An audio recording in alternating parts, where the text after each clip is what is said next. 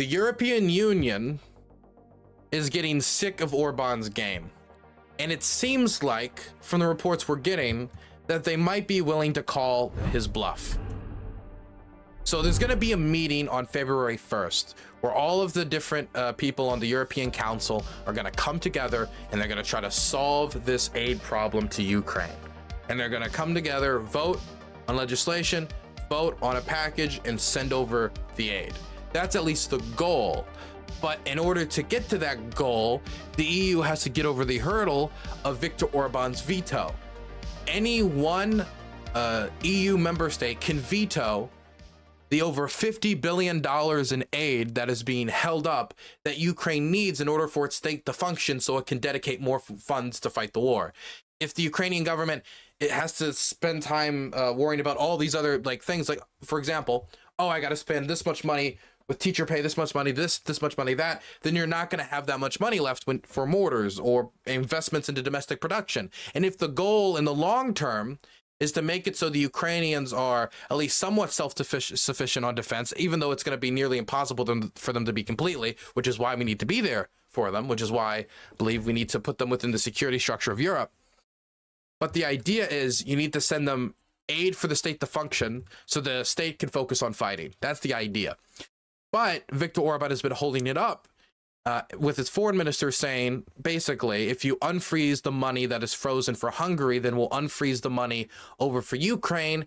If you make it so every aid package to Ukraine is set in tranches, so it's set in amounts, not all at once, but in small amounts, and every year they have to reapprove it, which could set up a scenario where Viktor Orban every year, not only would this mean going around the EU system and regulations to say you can get away with violating the rules and regulations of the EU and get your money back, because that's why the money was frozen, because Hungary violated EU rules and regulations. Not only would this incentivize people just holding issues hostage to get around the rules and break down the structural integrity of EU laws and regulations, it could encourage decision atrophy, as every year Viktor Orban is going to possibly hold the EU hostage for more aid, for more money, for more concessions, in order for them to deal with what should be a priority for all European states, trying to help the Ukrainians defend themselves,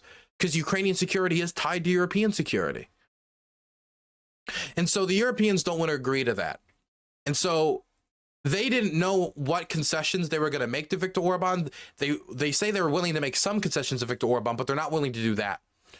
And at one point, what started getting floated around was Article 7. And Article 7, people know about Article 5, but Article 7, when it comes to the EU, states that if one EU member state is violating the rules really, really bad, and, you can make the argument with Hungary they are, that you could have a vote amongst all the other member states in order to strip their voting rights. And this could be used to circumvent Viktor Orban and get the aid to Ukraine, as well as isolating his government. And if that was to happen to Viktor Orban, if that was to be achieved, that would probably be humiliating to him and very damaging to him domestically. But the Europeans also don't know if they can achieve this, because before this was stopped by the Law and Justice Party in Poland, which is the ruling conservative party in Poland, but they were voted out by a pro-EU coalition led by Donald Tusk, who is now the new Polish leader. So he's not going to get support for Poland anymore, so he was isolated. But then there was an election in Slovakia where a more isolationist, more aligned with Viktor Orban's belief systems and the belief system of his party, the Fidesz, came into power, who's also against sending aid to Ukraine and has shut down any more shipments to Ukraine from Slovak stockpiles. And he has stated that he will not support such an initiative. Now, that doesn't mean he said he will necessarily vote against it. He hasn't declared that. He just said he won't vote for it. And just like Viktor Orban allowed EU accession talks for Ukraine to go forward by stepping out of the room, when it comes to the Slovak leader, he could do the same thing or just abstain. So if he abstained from voting, that could be a situation where, depending on what negotiations went on to make sure he stayed abstained and didn't support Viktor Orban, that could be a pathway to try to isolate Viktor. Or if he could convince them to stay with him, they could save him and then avoid Article 7. That's a real showdown, the brink that we were approaching. But we're starting to get indications that we're stepping down from that brink, brink that his bluff might have been called, and that they're getting closer and closer to a compromise, which is still being hammered behind closed doors. Now, let me just be clear, though. The compromise should not be, and I don't think they're going to do this. The Political article talking about this seems to indicate that they won't, and the Europeans understand the risk of this. The compromise cannot be just give him all the money. Now, I understand I'm not in Europe, so for me, talking about the European federalist perspective might be weird. But if your rules and regulations are so easily disregarded, that will degrade the reliability of them if they're not enforced consistently. And if you can look the other way here, then inevitably you will look the other way somewhere else. And then one person who wants to take advantage of that rule break will then try to do it in their country, and then their country, and then their country. And then you've got tons of countries trying to leverage issues to get around rule breaking and to stop their funds from being frozen. And then what do these rules mean at all? What do they matter? The whole reason the Ukrainians want to join the EU is because of the is not only because of the anti-corruption laws and the regulations, but that is part of it. Ukrainians understand that many nation states, by joining the EU, like the Czechs, for example, by having to institute a lot of these anti-corruption policies, and if they did it, willingly and forthright, and they're, really energetic about it, and they don't half-ass it, they can really clear house on some corruption. And a lot of the news we're seeing about the military administration, the Hostomel, or the talk about, humanitarian aid being resold, or the rebuilding in Bucha being covered, all of this stuff being flushed out of the system and being seen. I think part of the reason this is getting so much heavy coverage from civilian media and so much discussion and arrests with the government is because they're trying to get in line with those regulations, which the people of Ukraine want. But if you make it so these regulations don't matter, then you're getting rid of a lot of the reason why people joined the European Union to begin with. And you're going to break down the rules and regulations everybody has and able to compete in order to compete fairly in an integrated market. And once you're not competing fairly in an integrated market, that stuff we're seeing with the border protests with Ukraine along Romania and Poland will become a regular occurrence. And that's going to be bad for everyone. So there's a reason why you can't let him just get around the rules here and be a rule breaker. There's another reason, though, too, as I've discussed earlier, but I will say it again because it's very important. If it becomes a annual thing, this vote, number one, it defeats the purpose of a lot of these aid packages to begin with. The package that they're trying to get to 2027, the reason they have that, the reason they have aid packages going years and years in the future, is it's supposed to project the image of stability and the image of their, we're going to be with the Ukrainians to the end. This increases Ukrainian leverage in possible negotiations. This means the Ukrainians can more freely plan operations, both defensive and offensive. It's much better and more secure when you plan in advance. And it also means when you're running the production lines and you're ordering the ammunition and you're ordering the expansion of production so you can meet those needs, the companies are going to be much more willing to sign contracts and expand production faster if they know that these deals are going to be there going into the future with the Ukrainians. So there's a bunch of reasons to do it into the future, and this defeats that purpose. That defeats that image of stability. So that's one reason it shouldn't be done. Another reason it shouldn't be done is all we're doing is we're setting the stage for a future crisis where every year it's going to be, you know what, if you really want more support for Ukraine, how about you unfreeze this money? If you really want more support for Ukraine, well, maybe you get rid of this regulation. And that's not how this should be done. It shouldn't. It doesn't inspire confidence, and it will probably just lead to more security crises down the line. So I don't think they should secede to that. Whatever compromise is reached that is necessary to get Ukraine the aid it needed yesterday, good. But you cannot allow the EU to enter either a state of decision atrophy or make it so that it's going to create its own future security crises. It's not smart. So that's the EU. The United States is having its negotiations continue, but I'm really not confident. I'm starting to feel a lot worse about this. And the reason I'm starting to feel worse about this is because I'm starting to see the Senate Republicans who signed on to this border plan start to panic and start to freak out a little bit, because they're realizing that the deal that they negotiated, which is the best deal that the Republicans probably are going to be able to get, that's not satisfactory to the House. A deal that they shouldn't even been able to get in the first place, because these two issues are completely divided. Sending military support to Ukraine and the southern border, two separate issues, should be voted on separately. When Mike Johnson became House Speaker, he said that he was sick of all these big bundles where you take so many issues and bring them together that are not related in order to increase that government spending. And now what are they trying to do? Tie more border funding, which is part of it, to Ukraine funding. It just seems hypocritical. It goes against what he said was his intentions when going into the office. It goes against what Matt Gaetz says he wanted from Matt Johnson, and why he was supportive of him at the start was for making principled statements to try to stand by that at the start of his term as House Speaker.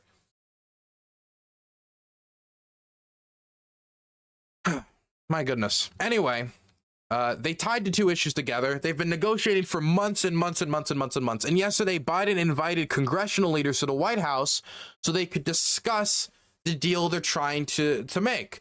And apparently, the Republicans and the Democrats in the Senate are very close to coming to that deal.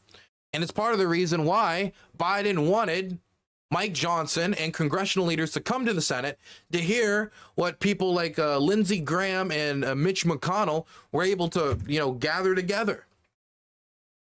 The deal, for those of you who are interested, let's see if I can bring it down here before. Here it is.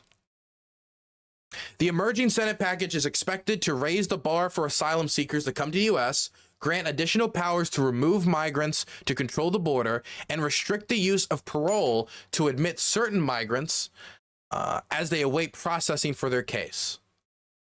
While it has not been finalized, the latter is the main sticking point that remains. Lindsey Graham, indicated Wednesday, if we don't fix parole, there'll be no deal. So they were going to negotiate this deal in the White House today, until a few hours before that meeting was supposed to take place. Mike Johnson decided to give Mr. Joe Biden a call. And he gave him a call and he told him, we're not making a deal. We're not going to sit down and make a deal on the border and with its tied to Ukraine. Let's read the article. As U.S. President Joe Biden and top congressional leaders from both parties are set to meet on January 17th, Speaker of the House Mike Johnson said that the time is not right for a deal on immigration and border issues that could pave the way for approval of new aid for Ukraine. Politico reported on January 16th that Biden had called for a bipartisan meeting of top leaders to try and hammer out a deal on border issues, Ukraine aid, and other spending issues. The U.S. has been stuck in internal battles over spending for months, stretching back as far as the ousting of the previous speaker in October. Senate Republicans blocked the approval of the $61.4 billion in aid in December, largely over concerns that the bill did not contain border security measures. Future historians, when they read this, they're gonna do a double take. People are gonna be reading about aid to Ukraine or studying the war, and it's gonna be like, then the shell shortage really kicked into gear. One, because they used a lot for the counteroffensive, but two, because they didn't get a deal on the Mexican border. And historians are going to do a hard double. What? What does that have to do with anything? Well, you see, Marjorie Taylor Greene. Oh, okay. Yeah, that'll make sense. I'm sure history will view this kindly. I don't think now is the time for comprehensive immigration reform because we know how complicated that is, Johnson said. We have to secure our own border before we talk about doing anything else. I'm going to tell the president what I'm telling you. Well, we've told the American people. Border, border, border.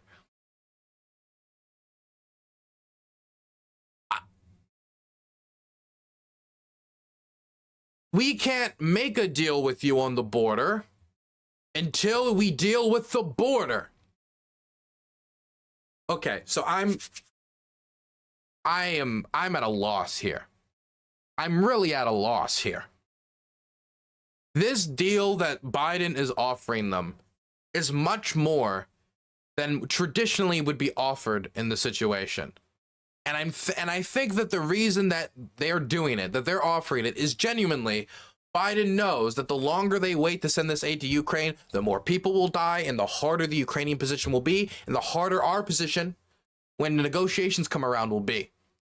Undercuts our security, undercuts European security, a whole host of issues, pushing him to make compromises he regularly probably wouldn't have, but is making them anyway. And the Republicans are backing off of it. In fact, Senate Republicans are kind of taken back by this. More veteran Republicans who have a lot more experience than Mike Johnson, who was hoisted into the speakership mostly because nobody hated the guy, not because he had a ton of legislative experience. He has very little.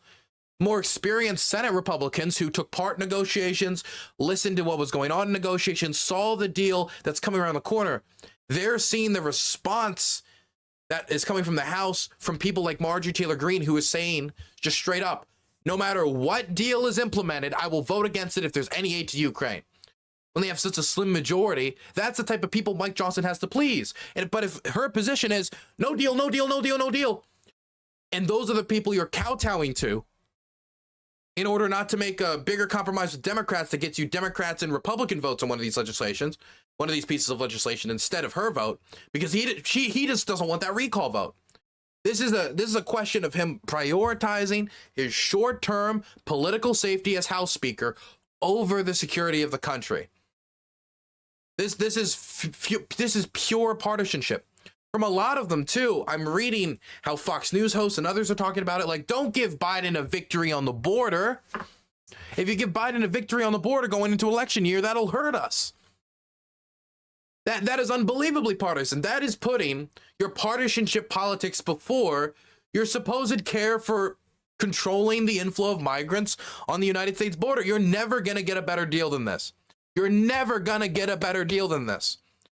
This is what happens if they don't select this deal. I'm going to tell you exactly what's going to happen, and it's going to happen word for word. I don't do predictions, but I think this is exactly how it'll go if a deal is not accepted in the next month.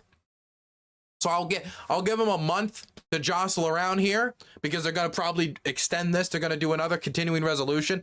They said last time they wouldn't, but now they're here. Mike Johnson said no more continuing resolutions, but we see how quickly he goes back on his word when he has to please the worst parts of his fringe base. What's going to happen is they're going to wait. They're not going to find any solution to the border. They're just going to wait for the term to be over, wait for the elections, and then hope that they win and keep the House and keep the Senate. But there's a good chance that they're going to lose the House. I mean, they already don't have the Senate. They might gain the Senate, might lose the House. Maybe they lose the House and they don't get the Senate and they're boxed out. Who knows? But if they somehow deliver on a big victory come election day, they get Trump in there, they take back the Senate, and hell, let's say they even expand their House majority. Let's say they do all those things. So this is like best case scenario you can imagine for the Republicans. You need 60 votes in the United States Senate in order to get through many of the immigration priorities that they are offering to put through here. If you were to propose the same deal or something more aggressive to Democrats, once you've taken the House and Senate, they're not going to take it. They're not going to take it. Especially if you've left Ukraine high and dry. Why would they? That you've left Ukraine high and dry. You didn't take the deal that they would never accept in other circumstances, and now you're going to make the same deal or more aggressive deal that you're going to need 60 votes for. They'll just say no, and then you don't get anything. And the only things you can get is what Trump can put in office through executive order, which could immediately then be taken back off once he's out of office. So that's not long-standing, comprehensive immigration reform. This is the best you're going to get. And I'm not the only one saying it. To those who think that if President Trump wins, which I hope he does, that we can get a better deal, you won't. Senator Lindsey Graham, senior Senator Lindsey Graham. He's been in there for decades, much longer than Mike Johnson. And he's not the only one who said this. Mitch McConnell said it too. Mike Johnson lives in the House, and he's lived in the House in that leadership position for a very short period of time. Okay? What happens when you finally get a deal that pleases the base but doesn't please the Senate? Because what if the Democrat senators just say no, which they will? And I'm starting to think, and I know Mike Johnson has a terrible voting record when it comes to support for Ukraine. The only thing he voted in favor of when it comes to support for Ukraine was the Land Lease Act. That was it. He didn't support any of the other aid packages. Then he became House Speaker and he said, no, we will not abandon Ukraine. We will not abandon Ukraine under our watch. But right now, you want to know what the Ukrainians feel like is happening? They feel like they're being abandoned. They're seeing it happen. And the longer this goes on, the more likely that scenario comes true. And if we stay on this path, we could have a situation where we abandon the Ukrainians and get no compromise on the border. And so we've just worsened our position in the world stage, made our nation state look just like backstabbing cunts once again. We abandon the Ukrainians, so the Ukrainians are getting hurt terribly, all for literally nothing, because you couldn't even get a compromise on the issue that you care about. This feels like the prioritization of short-term political gain and Mike Johnson trying to hold on to his seat over the country. That's what it feels like. Republicans have worked themselves into a corner here. And now they can't find any compromise, and so now they're going to try to shoot outwards. And his response to not being able to agree to the deal that senior Republicans who have been in there much longer than he have were able to negotiate is border, border, border. That's his response. Border, border, border. Just so unserious.